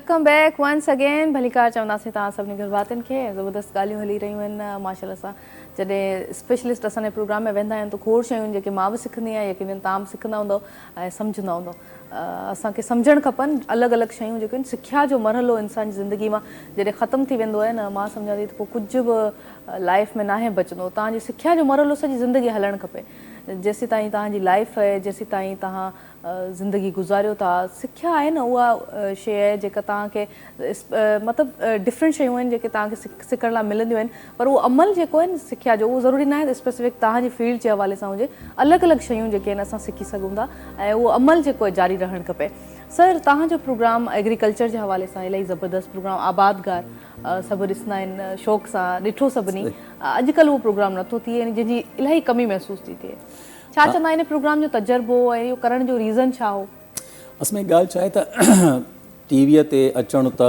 ज़ाहिर आहे ॿिए हवाले सां जीअं मूं रेडियो जी ॻाल्हि कई रेडियो खां पोइ जेके करंट अफेयर जो जेको वास्तव प्रोग्राम आहे हाल अहवाल प्रोग्राम आहे उन जी नेरेशन उहो लिखणु ऐं करणु इहा मुंहिंजी असल में टीवी जी शुरूआति हुई उन शुरूआति खां पोइ इन डिपार्टमेंट जे अंदरि जेके मुंहिंजा उन वक़्त जा जेके प्रोड्यूसर्स हुया उन सां तमामु घणी जेका आहे सो अंडरस्टैंडिंग बि हुई उन्हनि वटि गवर्नमेंट ऑफ पाकिस्तान तरफ़ां हिकिड़ो लेटर आयो त एग्रीकल्चर ते प्रोग्राम तव्हां शुरू कयो इहा ॻाल्हि तो आउं कयां 1992 जी 91 जे लास्ट में आयो 92 में 1992 में पोइ उन्हनि चयो त एग्रीकल्चर प्रोग्राम शुरू करिणो आयसि पोइ हाणे कीअं थिए छा थिए मां चयो मुंहिंजो त तजुर्बो कुझु कोन्हे को ज़मीनूं जेके आहिनि से पंहिंजे वॾड़नि जूं आहिनि असां त काहियूं कोन ख़बर ई कान्हे का ॾिठो जाम आहे ईंदा वेंदा आहियूं जी एग्रीकल्चर प्रोग्राम तव्हां जेकॾहिं होस्ट कयो त मां चयो मूंखे त ख़ुशी थींदी बसि इहा ख़ुशी वारी जेको लफ़्ज़ तव्हां चवां न त इन में चयो मां बिल्कुलु कंदुसि हाणे चई त तव्हांजो पोइ ऑफिस डिस्टर्ब त न थींदी मां जो ज़ाहिर आहे पोइ उनखे माण्हू मैनेज करे वठंदो पोइ उन वक़्तु इहो आबादगार प्रोग्राम ई नाले सां ई जेको आहे उहो ॼण शुरू थियो त मुंहिंजी आबादगार जी उन वक़्तु जो जेको हेड ऑफ डिपार्टमेंट हूंदो आहे तवकार अज़ीम साहब उन मूंखे घुरायो मूंखे चई त गा साहब ॻाल्हि इहा आहे त तव्हां आहियो आर्किटेक्चर में उहो विसारे छॾियो तव्हां हाणे आबादगारनि जो प्रोग्राम रिकॉर्ड करणु वञो था पिया त आबादगारनि खां तव्हां सुवाल जवाब कीअं कंदा छो जेकॾहिं तव्हां पेंट शर्ट पाए था वञो त हू तव्हांखे साहबु सम्झंदा दिलि जी ॻाल्हि न करे सघंदा तव्हां शलवार कमीस पाए वेंदव त हू तव्हांखे पंहिंजो सम्झंदा उन कल्चर खे जेकॾहिं उन जेका रीत रस्म जेका आहे लटनि कपिड़नि जी जेकॾहिं उन जे बराबरि वेंदव त तव्हां हुन जे अंदरि जूं ॻाल्हियूं कढी सघंदो इहो मुंहिंजो पहिरियों हुननि मूंखे लेसन ॾिनो त हाणे उहो जेको लेसन इहो त तव्हां जॾहिं उन माण्हूअ जे लेवल ताईं नथा लही अचो तेसीं तव्हां हुन जे अंदरि जूं ॻाल्हियूं नथा हासिलु करे सघो तव्हां रोब सां वेंदा कनेक्टेड जेसि ताईं नथा थियो बिल्कुलु त उन लेवल ताईं त उहो प्रोग्राम जेको आहे जॾहिं आयो ऐं थियो ज़ाहिर आहे शुरू वारा ॾींहं हुया मूंखे बि मुंहिंजे लाइ बि त न ई जेको आहे हूअं त कैमरा ते त मुख़्तलिफ़ हवालनि सां टीवी ते मां आयुसि पए पर आबादगार जी कंपेयरिंग जे हिसाब सां छो त रेडियो मुंहिंजो बेस हुयो त मुंहिंजो तलफ़ुज़ उन ज़माने में सही हुयो फ़िलो ॾाढो सुठो आवाज़ में बेस बि हुयो उन जे करे इहो प्रोग्राम मूंखे उहो मिली वियो पोइ उहो प्रोग्राम आउटडोर में थींदो हफ़्तो 4-4 5-5 ॾींहं जेको आहे आउट स्टेशन ते सरज़मीन ते आबादगारनि सां वञी उन जे ज़मीननि ते उन सां इहे ॻाल्हियूं कंदा हुआसीं पोइ आहिस्ते आहिस्ते मूंखे यादि थो पवे जॾहिं फस्ट कंपेयरिंग जॾहिं मुंहिंजी फील्ड ते थी त मां मुंहिंजे ख़्यालु 19 रीटेक ॾिना हुआ 19 रीटेक ॾिना सिर्फ़ु हिकिड़े जुमिले खे अदा करण जे लाइ इहो इहा दाशत आहे त तव्हां लर्निंग हिकिड़ो प्रोसेस आहे तव्हां उहो सम्झायो था सभिनी खे दैट इज़ वेरी गुड त असां सिखी करे अॻिते ईंदा आहियूं हिकिड़ी कॉल वठूं था लाइव को घर भाती करे हलो अस्सलाम वालेकुम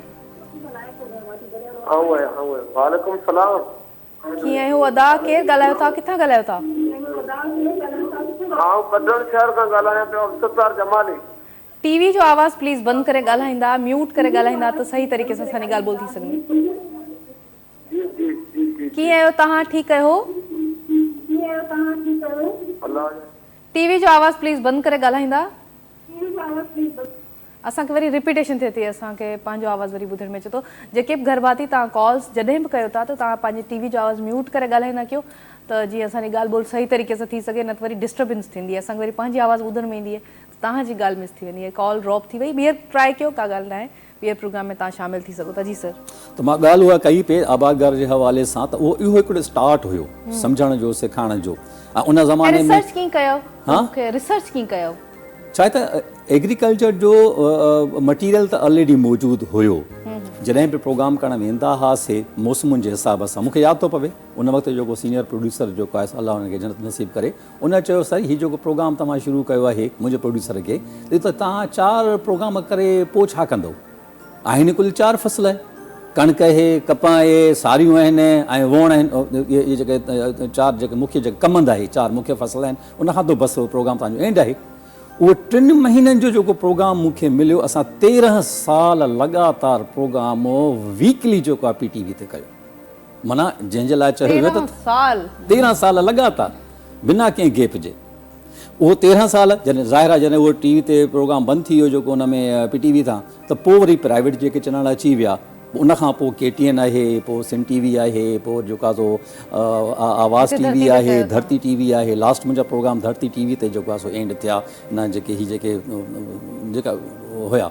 त माना इहो जेको सफ़र जेको सभिनी चैनलनि ते जेको रहियो, त इहा बुनियाद ऐं सिखिया लिटरेचर जेको आहे, ज़ाहिर आहे पॉइंट्स त माण्हू वठे थो, पोइ मुंहिंजी आदत हूंदी त आउं बराड़ी बेस त मां आहियां ई, पोइ उन्हनि आबादगारनि सां, उन्हनि माण्हुनि सां मां बिल्कुलु मिक्सअप थी वेंदो हुउसि, मिक्स थी वेंदो हुउसि, पोइ उन सां पहिरियों कचहरियूं कबियूं। असल में मिट्टी जा माण्हू आहिनि, मिट्टी जे माण्हुनि सां वरी मिट्टी जो माण्हू लॻे न, ईअं ई आहे न? बिल्कुलु ईअं ई आहे, ईअं ई आहे। ख़ुशबू तॾहिं त ईंदी, हुगा तॾहिं त ईंदो, सुगंध तॾहिं त ईंदी। जॾहिं सुगंध, हुगा ऐं ख़ुशबू जेकॾहिं तव्हां वठणु था चाहियो त उन्हनि जे भरिसां वेंदव न, पोइ हवा जे वसीले लॻे, फ़सलनि मां हवा जेको आहे सो ईंदी, जेका उहा तव्हांखे लॻंदी त उहा ख़ुशबू तव्हांखे महसूसु थींदी। उहे सभु असर तव्हां पंहिंजो पाण में जेके ओतींदव, जॾहिं पंहिंजे अंदर में इहे सभु शयूं ओतींदव, त ज़ाहिर अंदर जो इंसानु जेको तव्हांखे वरी उन क़िस्म जी जेको आहे सो मोट ॾींदो। पोइ इहे प्रोग्राम असां इन तरीक़े सां खिलंदे खिलंदे इहे कया। न सही कयव ऐं सुठो कयव। घणियूं शयूं आहिनि जेके माण्हू सिखनि था, हितां ई सिखनि था। स्क्रीन हिकिड़ो तरबियत जो ज़रियो बि आहे, यह शे है हिकड़ी। आपसे पूछूंगी, टेलीविज़न हम सब देखते हैं, किस तरह के प्रोग्राम हैं जो मिस करते हैं, जो होने चाहिए हमारे टीवी पे? हाँ बिल्कुल, पहले जो हमारे ड्रामे आते थे वो बहुत अच्छे थे, डिसेंट वे में सारे जो मैसेजेस कन्वे हो जाते थे, सारी चीज़ें। अब बहुत ज़्यादा चीज़ें बन रही हैं, लेकिन वो क्वालिटी नहीं रह गई है चीज़ों की। इसी तरह कुछ मॉर्निंग शोज़ हैं जैसे आप कर रही हैं और दूसरे चैनल्स पे हो रहे हैं, तो कुछ ऐसे हैं जो बहुत अच्छे डिसेंट वे में हो रहे हैं, जहाँ से हमें नॉलेज भी मिल रही होती है। और अगर हम सुबह सुबह खोलें तो खाना पकाना या हाँ, मेकअप तक नहीं है, नहीं मतलब सुबह सुबह खोलें तो कुछ ना कुछ अच्छा सीखने को मिल जाता है। हाँ। मतलब बहुत से जगहों पे सिर्फ शादियाँ हो रही हैं, सिर्फ शादी तो होती है, शाम में शादियाँ हो जाती हैं, हाँ। तो वो सुबह कौन करता है सुबह सुबह शादियों की क्या ज़रूरत है। खैर वो उनका एक फॉर्मेट होगा रेटिंग के लिए, लेकिन ये कि ये चीज़ें हैं जो अब थोड़ा थोड़ा रह गई हैं कहीं कहीं। तो इस तरह से होनी चाहिए कि ज़रूरी नहीं हर शो में, हर चीज़ में हल्ला गुल्ला ही हो रहा हो, कुछ नॉलेज भी होनी चाहिए, सीखने को भी मिलना चाहिए, और अच्छी चीज़ें, सारी पॉजिटिव चीज़ें होनी चाहिए। हाँ सही बात है। कि आज देखें ना, शो में सर आए हुए हैं तो उसके हिसाब से, उनके हिसाब से, आर्किटेक्चर के हिसाब से और सारी चीज़ों के हिसाब से कितनी चीज़ें, मतलब मेरी भी नॉलेज में, जाहिर से तो मेरा थोड़ा एक अलग वो है, कलर्स और फैब्रिक और इन चीज़ों से, तो मैंने भी कितनी चीज़ें अभी सीखी, समझी। हाँ। तो इस तरह से हमें नॉलेज मिलती है और बहुत ज़रूरी है। अब आज के बच्चों में नहीं रह गया है, उनको नॉलेज नहीं मिल रही है, वो सिर्फ एजुकेशन ले रहे हैं, चीज़ें हो रही है, तरबियत नहीं हो रही है। तरबियत नहीं हो रही, और इन बातों से तरबियत भी होती है, नॉलेज भी मिल रही है। तो इस तरह की चीज़ें ज़रूर होनी चाहिए। सही बात है। अच्छा, आपने कलर्स की बात की, हर मौसम के अलग कलर होते हैं, हर शहर के अलग कलर होते हैं, गाँव के अलग कलर होते हैं। कलर की क्या ज़ुबान है एक डिज़ाइनर के लिए? हाँ, कलर की ज़ुबान ये है कि कलर से आप खुशी भी एक्सप्रेस कर सकते हैं, कलर के ज़रिए आप थोड़ा सा, मतलब होता है ना, सैडनेस भी आ जाती है चीज़ों में। जैसे कि डार्क कलर्स होते हैं, ब्लैक, और इसको कहते हैं कि थोड़ा सैड उस पर चला जाता है। अब रेड है या ब्राइट कलर्स हैं, तो वो हमारी आंखों को बहुत अच्छे लगते हैं। जैसे सर्दी और गर्मी के हिसाब से भी कलर्स के वो होती है मौसम के। हाँ, तो जो सर्दियों के कलर्स हैं वो बहुत ब्राइट चलते हैं, बहुत अच्छे लगते हैं। गर्मियों में थोड़ा लाइट कलर्स को हम वो करते हैं, क्योंकि गर्मी होती है, हर चीज़ चुभ रही होती है आंखों को। हाँ। तो लेकिन सर्दियों में रेड कलर बहुत पसंद किया जाता है, बहुत अच्छा चल रहा होता है, रस्ट कलर, ये सारी चीज़ें। तो इस तरह से इस साल का कौन सा कलर है? Mustard colour I guess. Mustard colour बहुत ज़्यादा है आजकल, बहुत ज़्यादा। आप कैसे देखती हैं कि आपको जो डिज़ाइन बनाना है उसमें कौन सी 5 चीज़ें इम्पोर्टेंट है जो आपके डिज़ाइन में है, और आप समझती किसी और डिज़ाइनर के जो डिज़ाइन हैं उसमें वो चीज़ ना हो, स्पेशलिटी जो आपकी है आपके डिज़ाइन में क्या? मैंने आपको बताया जैसे शुरू में कि मैंने कोशिश की है कि जो हमारी कल्चरल चीज़ें हैं ना, उनको थोड़ा ट्रेंडी और न्यू स्टाइल के साथ उनको मैं करूं, क्योंकि Contemporary हाँ थोड़ा सा मिक्स करके, क्योंकि बिल्कुल ही जो वो स्पेसिफिक हो जाता है तो वो भी लोग कहीं कहीं पहनना पसंद कर रहे होते हैं, कहीं नहीं भी। तो अब अगर ड्रेस के अंदर स्टाइल भी होगा, कट भी होगा, और आपका जो है वो हाथ का वर्क है, तो वो उसे पसंद किया जाएगा। बहुत ज़्यादा भरा हुआ भी हम अक्सर नहीं पसंद कर रहे होते। जिस तरह कि मैंने अपना ड्रेस तैयार किया है, तो इसके ट्राउज़र पे पूरा हैंडवर्क हुआ हुआ है, बटन्स पे सारा हैंडवर्क हुआ हुआ है, ठीक है। और शर्ट ज़रा सिंपल है, कैजुअल स्टाइल है, स्ट्रेट, और पॉकेट्स वगैरह बने हुए हैं इसके अंदर साइड में। तो कट्स भी आ गए, आजकल की लड़कियां भी पहनना पसंद करती हैं, ऑफिस गोइंग को भी पसंद थोड़ा है, कैजुअल भी हो, हाँ, थोड़ा सा क्लासी भी हो, क्लासी भी हो, थोड़ा सा ये चीज़ें। और ये कि हैंडवर्क तो बहुत ही पसंद किया जाता है, क्योंकि मशीनी एम्ब्रॉयडरी तो हर तरह से बनी ही जाती है, लेकिन ये चीज़ बहुत डिफरेंट होती है। तो ये मेरी कोशिश है कि मैं इस तरह से चीज़ों को तैयार करी हूँ। काफ़ी सारे डिज़ाइंस किए मैंने रेडी, मैंने तो इंशाल्लाह श्रीलंका लेके जाएंगे, फिर देखते हैं फीडबैक क्या आता है वहाँ से। नहीं अच्छा आएगा इंशाल्लाह, मेहनत का नतीजा अच्छा ही होता है, और आप इतना अच्छा काम कर रही हैं तो उसके लिए तो ऑब्वियस है, उसका नतीजा अल्लाह ताला खुद ही देते हैं। सर मैसेज छाॾींदा इख़्तिताम ते पंहिंजे व्यूअर्स खे, ॾिसंदड़नि खे, चाहींदड़नि खे छा चवणु चाहींदा? ॻाल्हि इहा आहे त कंहिंजी बि महिनत रायगा न थी वञे। हाँ बिल्कुल। को ज़मानो हूंदो हो त असां जेको आहे सो इहो सोचींदा हुआसीं त जेके एवॉर्ड मिलनि था त कहिड़े न कारकर्दगी ते मिलनि था, कीअं मिलनि था पिया, ठीकु आहे। तव्हांजो कमु जेको आहे एतिरो निमाया हुजे जो माण्हुनि जे नज़र में जॾहिं अची वञे त पोइ तव्हां कामयाबु बि आहियो। उन फील्ड सां तव्हांजी सचाई आर्किटेक्चर सां मुस्तक़िल मिज़ाजी 31 सालनि ताईं सचाई हिकिड़ी शइ ज़रूरी करे सघो। आहे, सचाई ज़रूरी आहे। सचाई खां सवाइ तव्हां पंहिंजी मंज़िल ते न पहुची सघंदा, कहिड़ी बि फील्ड हुजे। बिल्कुल सच्ची गल है सर। तो आप क्या मैसेज देंगी एंड में अपने व्यूवर्स को? मैं ये कहना चाहती हूँ, हमारी ख़वातीन के अंदर बहुत टैलेंट है, बहुत एनर्जी है, तो उसको यूटिलाइज़ करें अपने टैलेंट को। ये मत सोचें कि मैं घर से काम कर रही हूँ या छोटा काम होगा, उसको करें, दिखाएं, अपने टैलेंट को बाहर लाएं। और माशाल्लाह अब हमारे मुल्क में कमी नहीं है ऐसे लोगों की जो सपोर्ट कर रहे हैं। तो अपने टैलेंट को ज़ाया मत करें और अपनी एनर्जी को पॉजिटिव वे में लगाएं, जिस तरह से बहुत बहुत शुक्रिया, बहुत बहुत शुक्रिया। Thank you so much sir. तव्हां सां वटाया कचहरियूं कयूं, तव्हांजी बि तमामु घणी आपका बहुत thank you so much sir. तव्हां डिज़र्व कयो था इहो मोहब्बत, ऐं आप भी डिज़र्व करती हैं, इतनी टैलेंटेड है आप। ऐं असांजा बहितरीन महिमान, ऐं यकीनन प्रोग्राम तव्हां सभिनी खे ॾाढो सुठो लॻो हूंदो, छो त मां इंजॉय कंदी आहियां पाण प्रोग्राम जॾहिं मुख़्तलिफ़ माण्हू ऐं स्पेशलिस्ट ऐं असांजा सुठो कमु कंदड़ माण्हू, असांजी धरती जे लाइ सर्व कंदड़ माण्हू जॾहिं ईंदा आहिनि त मूंखे पाण खे ॾाढी ख़ुशी थींदी आहे। यकीनन तव्हांखे थींदी फीडबैक असांखे ॾिजो असांजे फेसबुक पेज ते, यूट्यूब चैनल धरती TV ऑफिशियल तव्हां सब्सक्राइब कयो, लाइक कयो, प्यार ॾियो, खोड़ सारो जेको हमेशह तव्हां ॾींदा आहियो, ऐं उन प्यार जे करे ई असां हिते आहियूं। ही सभु रंग रौनकूं आहिनि, त असांखे फीडबैक ज़रूरु ॾिजो। इंशाल्लाह असांजी मुलाक़ात हाणे सुभाणे थींदी। नयूं कचहरियूं फ्राइडे, त फ्राइडे जे हवाले सां स्पेशल प्रोग्राम असां कंदा आहियूं कोशिशि करे, त सुभाणे उहे कचहरियूं हूंदियूं। मूंखे, मुंहिंजी सत सॼी टीम खे हिते इजाज़त ॾियो, ऐं खोड़ सारे प्यार सां, मोहबत सां, ऐं सुठी सुठी शयुनि सां, दिलि सां मूंखे हिते इजाज़त ॾियो। अल्लाह वारी।